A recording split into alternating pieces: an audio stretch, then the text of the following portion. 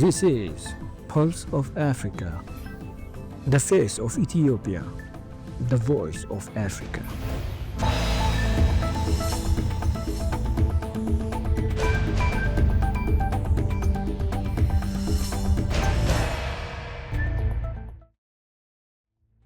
Hello viewers, you're watching Pulse of Africa. I'm Edo Masai for the main news. First, our top stories for today. Nigeria and Brazil seek stronger partnership.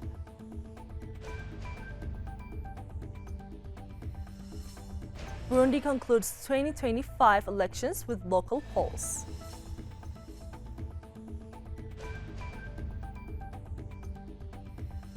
Trump meets South Korean leader.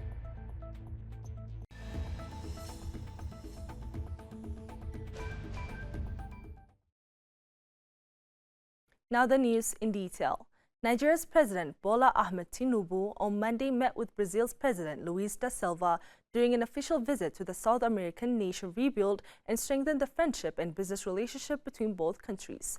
Tinubu said the meeting was an important move to make the friendship between the two countries stronger.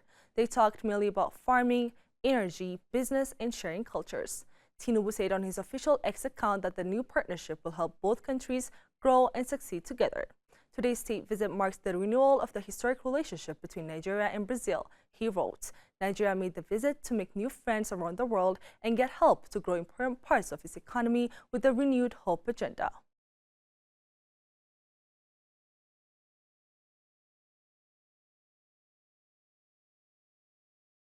Namibia's largest mobile operator, MTC, has launched 5G services to boost innovation and bridge the digital divide.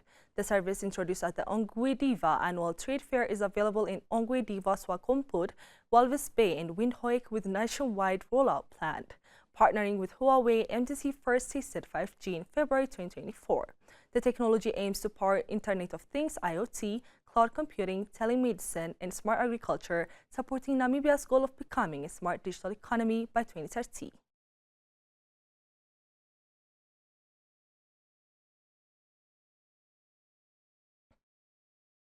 Nearly 6 million Burundians voted Monday to elect village and neighborhood councillors, wrapping up the 2025 electoral process. The polls covered 3,044 villages and neighborhoods, filling 15,220 seats, with top candidates becoming local chiefs. Voting was peaceful, according to the Electoral Commission. President Evariste Ndayishimiye urged winners to serve the people as volunteers. The local elections following the ruling CNDD-FDD party sweeping wins in legislative, district, and senatorial polls earlier this year. Burundi's next presidential election is set for 2027.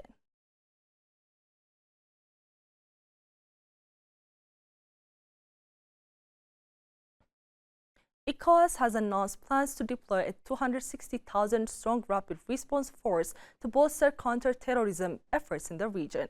President of the ECOWAS Commission, Dr. Omar Touré, made this known at the inaugural African Chiefs of Defense Staff Summit on Monday in Abuja. The force will support frontline states with logistics and funding, backed by an annual $2.5 billion budget under discussion by member states, the president said.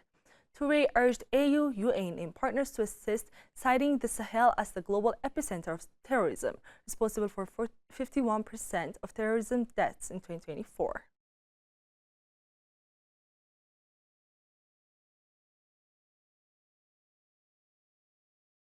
In other news, President Donald Trump hosted South Korean leader Lee Jae-myung at the White House on Monday. The two leaders discussed President Trump's 15% tariff rate for South Korea, potential contracts for new shipbuilding, and the country's relationship with North Korea. Trump expressed his willingness to meet again with North Korean leader Kim Jong-un.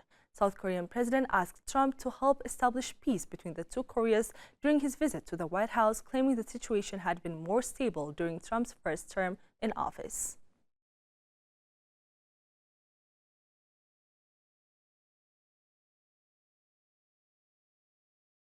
Russian President Vladimir Putin and his Iranian counterpart Masoud Pezeshkian held a phone call to discuss the latest regional developments, the recent Russian-American summit in Alaska, and cooperation on nuclear energy.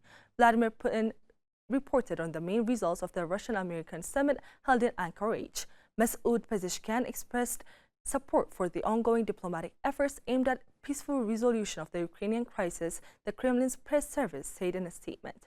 The conversation came days after Putin met U.S. President Donald Trump at a military base in Anchorage, where both sides expressed readiness to work toward ending the war in Ukraine. During the call, Pezeshkian reiterated Iran's position on its nuclear program, assuring that Tehran will not seek to create nuclear weapons, and thanked Putin for Russia's stance on the issue. The two leaders also discussed bilateral cooperation, particularly in the energy sector.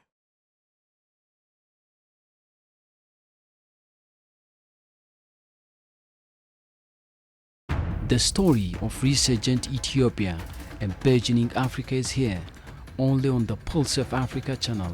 All the time, Pulse of Africa, the face of Ethiopia, the voice of Africa.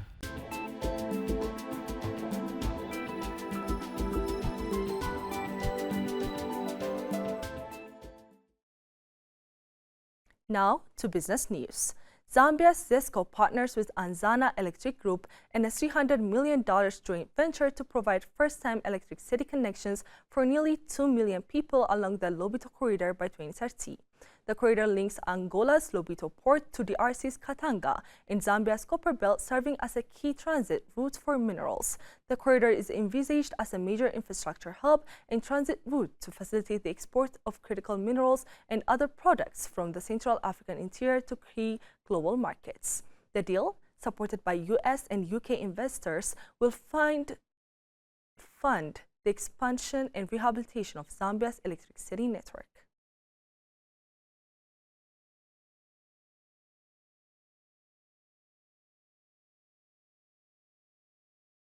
Sri Lanka's exports rose to nearly $10 billion in the first 7 months of 2025, up 7.79% from the corresponding period in 2024, the Export Development Board, EDP. According to the EDP, merchandise exports totaled around $7.8 billion, reflecting a 7.22% increase compared to the same period in 2024, while services exports brought in about $2.19 billion. In July, combined exports of goods and services were valued at $1.64 billion, reflecting a 12.68% year-on-year increase. The EDP said that strong performance underscores resilience in both merchandise and services sectors and expressed confidence that Sri Lanka will meet its 2025 export targets.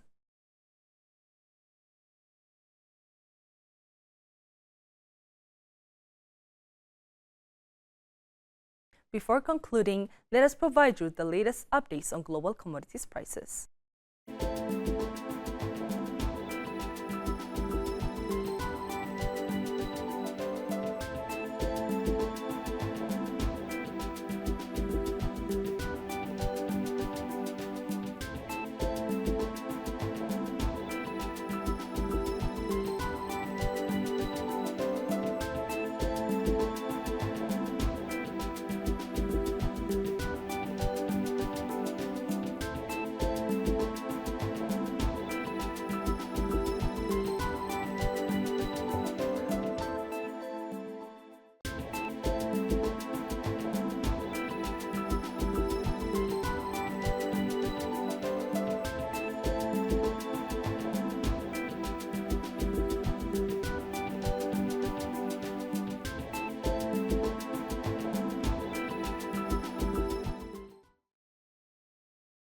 Now to weather updates.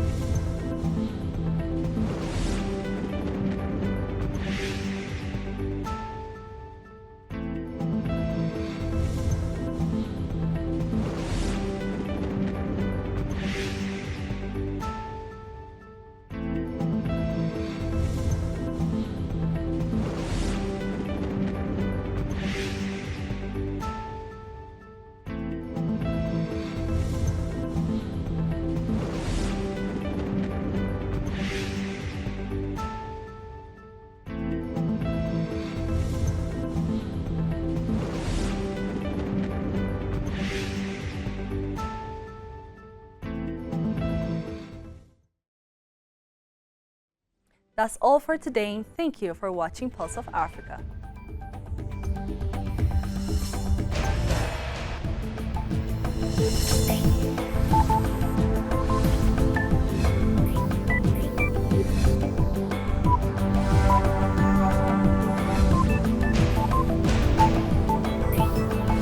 This is Pulse of Africa, the face of Ethiopia, the voice of Africa.